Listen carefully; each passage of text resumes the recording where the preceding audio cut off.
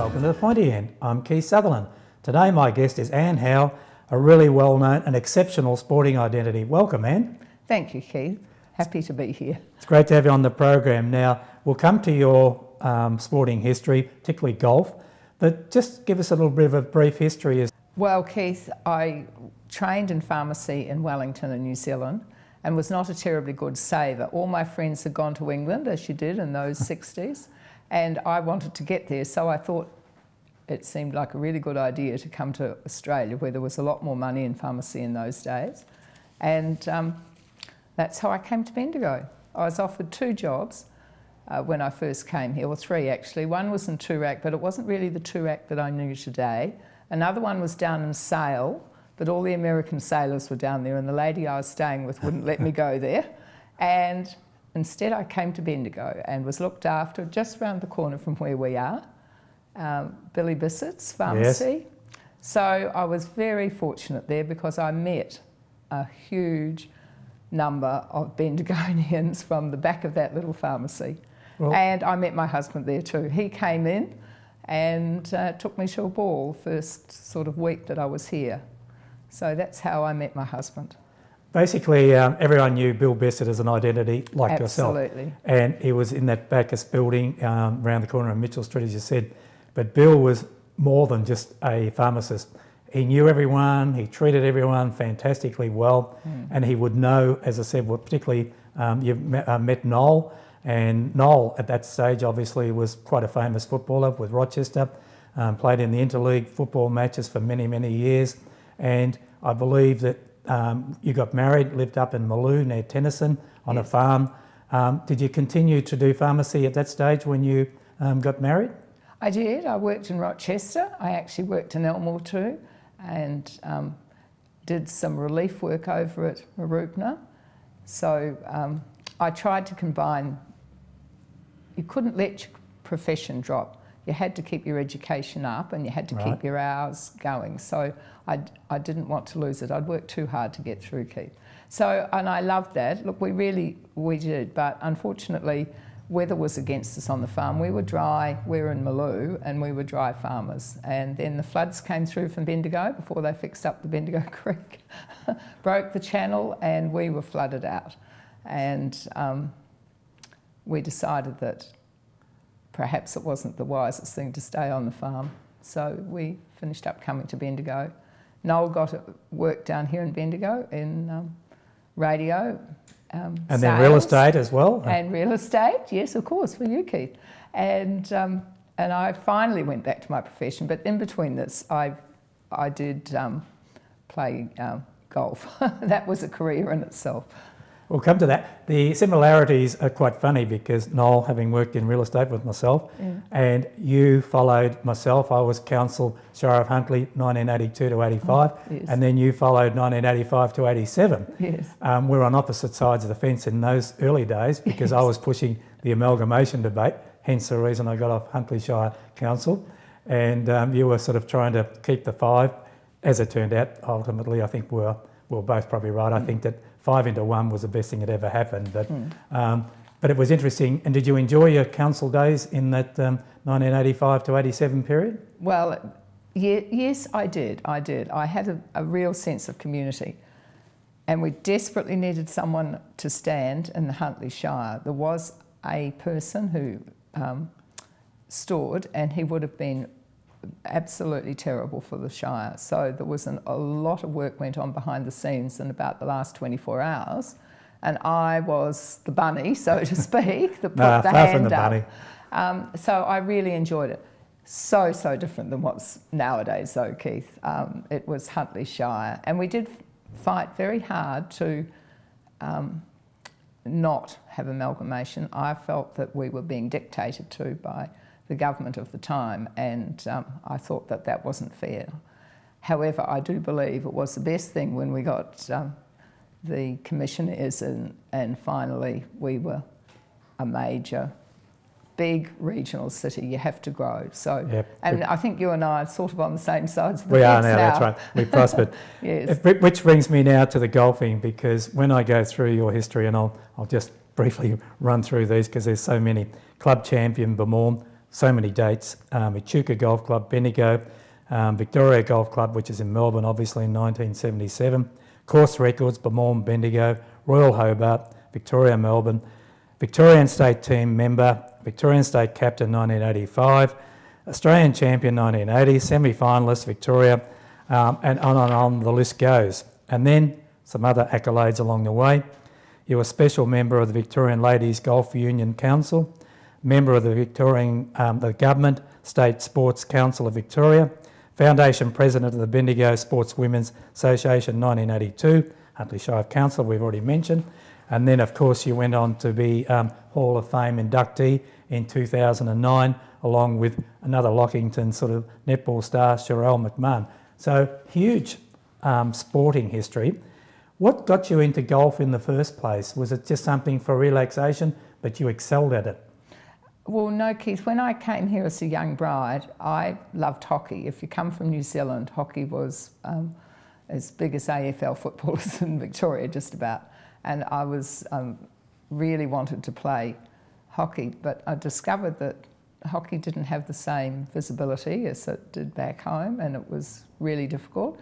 So I thought I'd take up golf, really to meet people. Remember, my husband was a little bit older than I was, and he was entrenched in society there. Very much so. Yeah, very much so.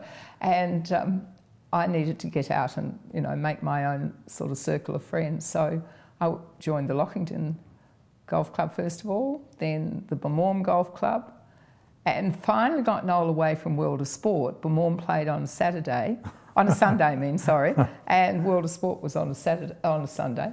And he came along too, and he actually enjoyed golf. So that was lovely. And then it just went on from there. And I was very fortunate, had some wonderful people assisted me. I think you have to be a little bit lucky.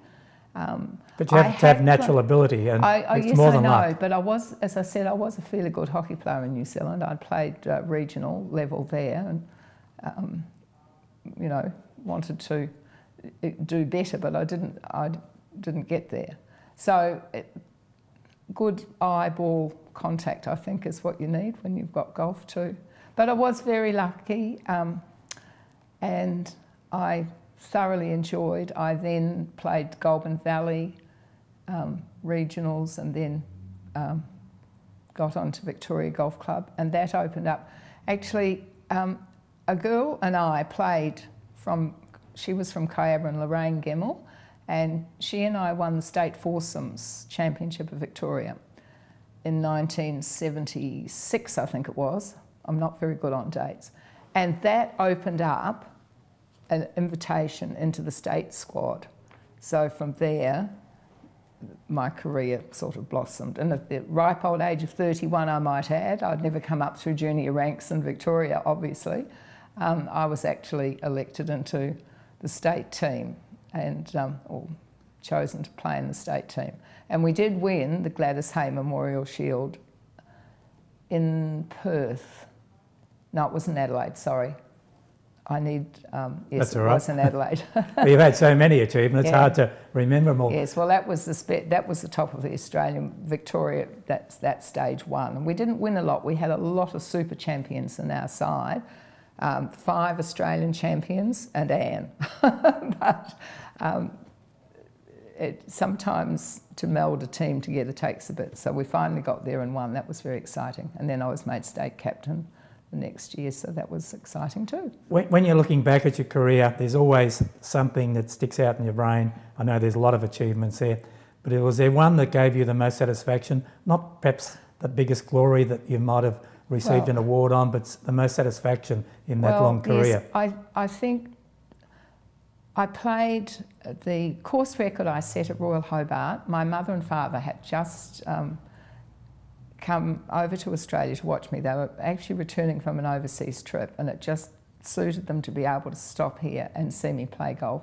My dad was behind me every way. I played some amazingly terrible golf, and it all worked out brilliantly, and I shot a course record round Royal Hobart that day with Dad and Mum watching. That was just so important. And then following that, I played in the New Zealand Championships with an Australian team, and that was really exciting to play in my hometown where I'd gone to boarding school and growing up in Dunedin. So both of those involved my family. My dad had always been a golfer. He was, as a child, there was a 6-hole golf course on Paddy Row Station where we farmed. So Dad had played golf all his life too.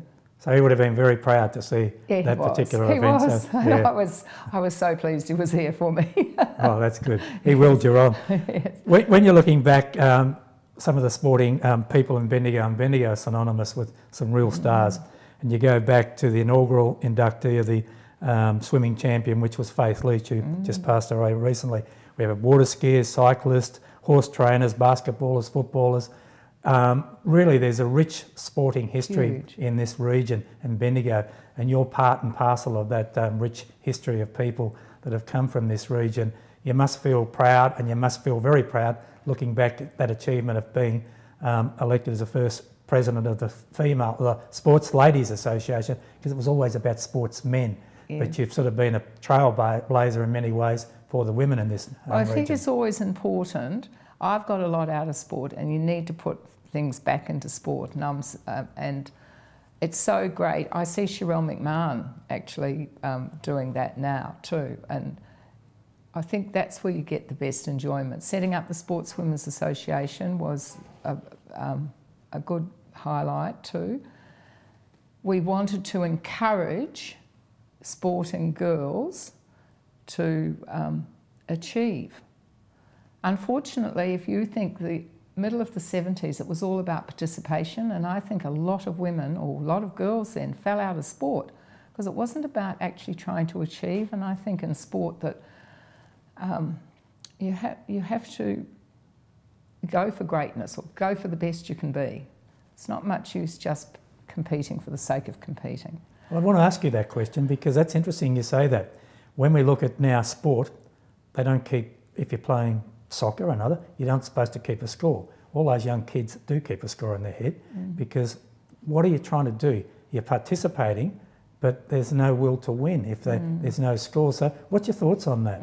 I'm really opposed to it. I believe that you should strive to be the best you can be, and that involves winning when you can and being a great, gracious loser when you're going to lose. I mean, I just cannot see in any of the professional sports people, and Glenn O'Shea, I remember that was cycling, and he used to win many sports stars back in the late 70s and 80s.